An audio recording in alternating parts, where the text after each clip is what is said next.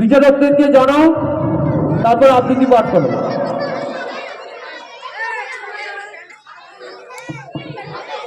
নমস্কার, আমার নাম শরীফা শেখ। আমি চিলড্রেন প্যারাডাইস 1-এ পড়ি। আজ 23শে জানুয়ারি। আজ নেতাজি সুভাষচন্দ্র বসুর জন্মদিন উপলক্ষে আমি একটি কবিতা বলতে চলেছি। কবিতার নাম ঘুম জাগানো পাখি, কাজী নজরুল ইসলাম। আমি হব সকালবেলার পাখি, সবার আগে কুসুম বাগে উঠবো আমি ডাকি। সূর্যি মামা জাগার আগে উঠবো আমি জেগে। হয়নি সকাল, ঘুমো এখন, মা বলবেন রেগে। বলবো আমি আলসেমে, ঘুমিয়ে তুমি থাকো। হয়নি সকাল, তাই বলে কি সকাল হবে না গো?